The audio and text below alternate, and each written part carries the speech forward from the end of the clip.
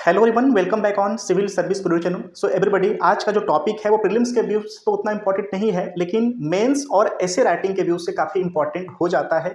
अभी तक प्रीलिम्स में उतने क्रिटिकल क्वेश्चंस नहीं आए हैं, लेकिन हाँ, अगर मेंस की बात करें, ऐसे राइटिंग की बात करें तो ये टॉपिक हमारे लिए इंपॉर्टेंट हो जाता है और एक अवेयरनेस वाला टॉपिक है, तो जानना काफ़ी जरूरी भी बन जाता है। ठीक है। सो जैसा कि आप थंबनेल में देख चुके होंगे कि 5 सितंबर जो होता है वो शिक्षक दिवस के रूप में मनाया जाता है, टीचर्स डे के रूप में मनाया जाता है। अब ये जो व्यक्ति विशेष हैं, इनका नाम है डॉक्टर सर्वपल्ली राधाकृष्णन। ठीक है, डॉक्टर सर्वपल्ली राधाकृष्णन। एक्चुअली कहा यह जाता है कि जो इनके पूर्व छात्र रहे हैं, उन्होंने इनका बर्थडे मनाने की प्रस्ताव इनके सामने रखा था। तो इनका कहना यह था कि मेरा बर्थडे न मना करके आज का जो डेट है, यानी जो 5 सितंबर 1888 का जो डेट था, उस डेट को आप शिक्षकों के नाम से समर्पित कर दो, शिक्षक दिवस के नाम से समर्पित कर दो। क्यों? क्योंकि भारत को एक अच्छा संदेश जाएगा और जो भारत के शिक्षकगण हैं, जो शिक्षक समुदाय हैं, उनके उत्थान का मौका मिलेगा। ठीक है। सो ये रहा थोड़ा सा बैकग्राउंड, बाकी 1 to 1 करके बात करते हैं। सो यहाँ से कुछ मिसलेनियस ऐसे पॉइंट भी होंगे जिसको कि आप चाहो तो नोट भी कर सकते हो। ठीक है। सो देखिए, 5 सितंबर राष्ट्रीय शिक्षक दिवस के रूप में भारत में सेलिब्रेट किया जाता है।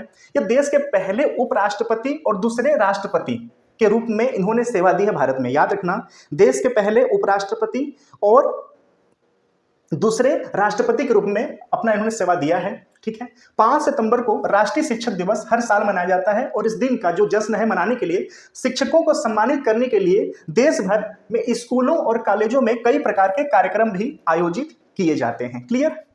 चलिए, डॉक्टर सर्वपल्ली राधाकृष्णन के बारे में अगर हम व्यक्तिगत विशेष रूप से बात करें तो इनका जो जन्म है 5 सितंबर 1888 में आज के तमिलनाडु में, और स्वतंत्र होने से पहले जो भारत था वो मद्रास प्रेसिडेंसी के अंतर्गत ही जगह आता था। ठीक है, ये भी आप याद रखना कि जो आज का तमिलनाडु है, स्वतंत्रता के पहले जो आज का तमिलनाडु है वो मद्रास प्रेसिडेंसी के अंतर्गत आता था। क्लियर?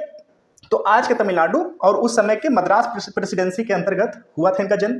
वह भारतीय दार्शनिक व राजनेता जो कि 20वीं शताब्दी के भारत के तुलनात्मक धर्म और दर्शन के क्षेत्र में जो सुप्रसिद्ध विद्वान थे, उनमें इनका नाम गिना जाता था। तो ऐसे राइटिंग और मेंस के राइटिंग से ये लाइन याद रखना कि भारत में तुलनात्मक धर्म और दर्शन के क्षेत्र में सबसे प्रसिद्ध विद्वानों में से एक थे, इनका नाम रखा जाता था। ठीक है। वह शिक्षकों के लिए बहुत सम्मान रखते थे और हमेशा मानते थे कि शिक्षक ही वास्तविक राष्ट्र का निर्माता है। देखिए, कुछ ऐसे कोटेशंस होते हैं कि आप उनको इग्नोर नहीं कर सकते हैं, क्योंकि अब इनके बारे में लिखना है तो बहुत सारी बातें लिख सकते हैं, लेकिन जो ऐसे कुछ विशेष कोट हैं, सो उन कोटों को आप इग्नोर नहीं कर सकते हैं, तो उनको भी आप याद रखना। ये लाइन जैसे इंपॉर्टेंट है कि वह शिक्षकों के लिए बहुत सम्मान रखते थे। अगर इसको भूल भी जाते हैं तो कोई बात नहीं, हमेशा मानते थे कि शिक्षक ही वास्तविक राष्ट्र का निर्माता है। ठीक है। तो ये लाइन आप लिख करके उसको अंडरलाइन कर सकते हैं, ऐसे राइटिंग में भी, और जो आपका आंसर राइटिंग होगा मेंस का, उसमें भी आप इसको अंडरलाइन कर सकते हैं। चलिए आगे चलते हैं। वह भारत के पहले उपराष्ट्रपति जिसका समय काल था 1952 से 1962 का, यानी 1952 टू 1962। ठीक है। और भारत के दूसरे राष्ट्रपति जो कि 1962 से 1967 से एक बात याद आया।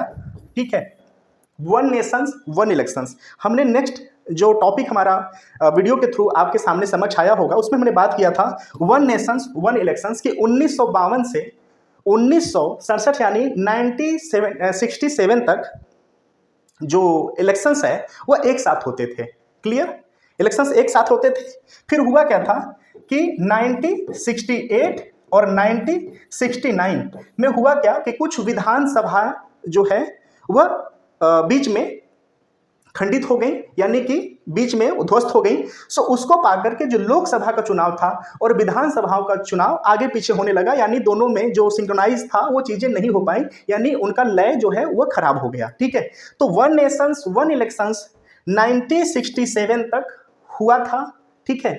उसके बाद 1968 और 1969 में हुआ क्या कि कुछ विधानसभाएं बीच में ही सरकार उनका गिरा था कुछ कारणवश, जिसको पा करके 1 नेशंस 1 इलेक्शंस का जो अवधारणा था वो खत्म हो गया और चुनाव जो है वो आगे पीछे होना शुरू हो गए थे। ठीक है। तो यहां से हमने ये भी देख लिया एग्जैक्ट अगर डेट आ गया तो। ठीक है, क्लियर? चलिए बातें मुद्दे पे। वे राजनीतिज्ञ सी राजगोपालचारी और वैज्ञानिक सी रमन के साथ भारत के सर्वोच्च जो सम्मान होता है भारत रत्न, इनको दिया गया था कब? 1954 में। ये डेट याद रखना, ठीक है। अब भारत रत्न की बात करें, भारत रत्न की बात करें तो 2 जनवरी 1954 को डॉक्टर राजेंद्र प्रसाद की अध्यक्षता में इसका स्थापना किया गया था और पहली बार जो दिया गया था उसमें डॉक्टर राधाकृष्णन सर्वपल्ली का भी नाम था, जो कि 1900 में वितरित किया गया था भारत रत्न। ठीक है, चलिए। उन्हें British royal order of merit जो कि 1963 में भी सम्मानित किया गया था। राधाकृष्णन के अनुसार शिक्षा क्या है?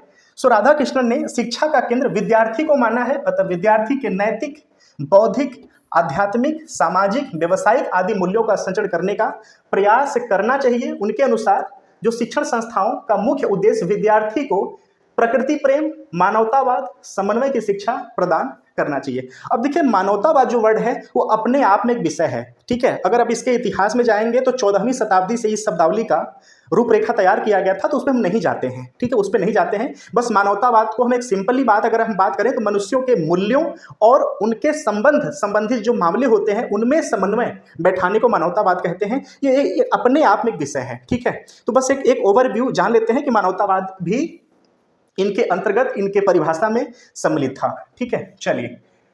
राधाकृष्णन को मरणोपरांत 1975 में अमेरिकी सरकार ने टेम्पल्टन पुरस्कार से सम्मानित किया था, जो कि धर्म के क्षेत्र में उत्थान के लिए प्रदान किया जाता है। और यह पुरस्कार ग्रहण करने वाले प्रथम गैर ईसाई संप्रदाय के व्यक्ति थे डॉक्टर सर्वपल्ली राधाकृष्णन। ठीक है, जो राधाकृष्णन है 1947 से 1949 तक संविधान निर्मात्री सभा के सदस्य के भी रूप में काम किया है। और ये किसके रिक्वेस्ट पे इसमें सम्मिलित हुए थे? तो पंडित जवाहरलाल नेहरू के रिक्वेस्ट पे इसमें सम्मिलित हुए थे। अगर हम संविधान निर्मात्री की बात करें तो संविधान निर्मात्री जो सभा था, ठीक है, उसके जो अध्यक्ष थे राजेंद्र प्रसाद थे। क्लियर। 11 दिसंबर 1946 को, ठीक है, बैठक हुई थी जिसमें की अध्यक्षता राजेंद्र प्रसाद ने किया थे और उपाध्यक्ष जो थे वो HC मुखर्जी थे। क्लियर। अगर इसकी पहली बैठक की बात करें तो 9 दिसंबर 1946 को हुआ था, जिसका कि अध्यक्ष अस्थायी रूप से जो है सच्चिदानंद सिन्हा को चुना गया था। क्लियर। तो आई होप सो कि थोड़ा सा यहां से हमने भी पॉइंट ले लिया। तो ये भी याद रखना कि 11 दिसंबर 1946 को जो संविधान निर्मात्री सभा का बैठक हुआ था उसकी अध्यक्षता राजेंद्र प्रसाद ने किया था, उपाध्यक्ष HC मुखर्जी थे। ठीक है, पहली बैठक 9 दिसंबर 1946 को हुआ था, जो कि अस्थायी रूप से अध्यक्ष कौन थे? तो सच्चिदानंद सिन्हा थे। क्लियर। ओके। इनका जन्म 1988 में आज के तमिलनाडु और स्वतंत्रता के पहले का जो भारत था वो मद्रास प्रेसिडेंसी के अंतर्गत आता था, आज का तमिलनाडु। क्लियर। तो आई होप सो कि हमने एक छोटा सा बैकग्राउंड भी हमने बात कर लिया। राधाकृष्णन है विवेकानंद और वीर सावरकर को अपना मार्गदर्शक मानते थे। अगर इनका थॉट्स आपको याद एग्जाम में नहीं आया ऐसे राइटिंग करते समय, आंसर राइटिंग करते समय, तो आपको 2 ऑप्शन यहाँ पे दे दिया गया है, विवेकानंद और वीर सावरकर। वीर सावरकर के थॉट्स को डीप मत लिखना, बस एक ओवरव्यू लिखना। तो यानी ओवरव्यू हल्का हल्का लिखोगे तो यानी राधाकृष्णन के थॉट को लिख रहे हो। जो विवेकानंद का थॉट था अंतरराष्ट्रीय लेवल पर, ठीक है, अगर उसको बिल्कुल डीप न जाके एक ओवरव्यू लिखोगे तो आप राधाकृष्णन के ही थॉट को लिख रहे हो। क्यों? क्योंकि इन दोनों लोगों के थॉट को वो मिला करके एक समाहित करके अपने पास इन्होंने अपनाया था। ठीक है, डॉक्टर राधाकृष्णन ने भारतीय दर्शन शास्त्र और धर्म के ऊपर अनेक किताबें लिखी थी, जैसे कि गौतम बुद्धा जीवन और दर्शन। यहां से क्वेश्चंस प्रीलिम्स के वनडे में भी बन सकता है। धर्म और समाज, भारत और विश्व, ये सारी किताबें उन्होंने अंग्रेजी में लिखा था। इनके विशेष कुछ किताबें हैं जैसे गौतम बुद्धा जीवन और दर्शन, धर्म और समाज, भारत और विश्व। तो ये सब जो किताबें हैं आप इसका नाम याद रखना। ठीक है, यहाँ से वनडे एग्जाम में क्वेश्चंस पूछ सकता है। यूपी PCS हो गया या संघ लोक सेवा आयोग है तो वहाँ पे क्वेश्चंस प्रीलिम्स में इससे जुड़ा हुआ नहीं आ सकता। हाँ, जैसे संविधान सभा, उसमें मेंबरों का नाम दे दिया, अब उसमें डॉक्टर सर्वपल्ली राधाकृष्णन का नाम दे दिया तो आपको ये बात बताना पड़ेगा। हो सकता है यहाँ से जुड़ करके संविधान निर्मात्री का प्रथम बैठक पूछ ले तो आपको बताना पड़ेगा, जो कि हमने बात कर लिया। अब जैसे पूछ लिया कि जो 11 दिसंबर 1946 का बैठक हुआ था संविधान निर्मात्री का, उसमें जो अध्यक्ष थे वह राजेंद्र प्रसाद थे, तो उपाध्यक्ष कौन थे? तो उपाध्यक्ष HC मुखर्जी थे। उसके पहले जो पहला बैठक हुआ था 9 दिसंबर 1946 को, वो कौन से व्यक्ति थे जो कि अस्थायी अध्यक्ष थे? तो आप नाम बताएंगे, सच्चिदानंद सिन्हा थे। ठीक है, इनका जन्म कब हुआ था? तो 1888 में हुआ था, 5 सितंबर 1888 को, आज के तमिलनाडु, और स्वतंत्रता के पहले का जो भारत था वो मद्रास प्रेसिडेंसी में। क्लियर।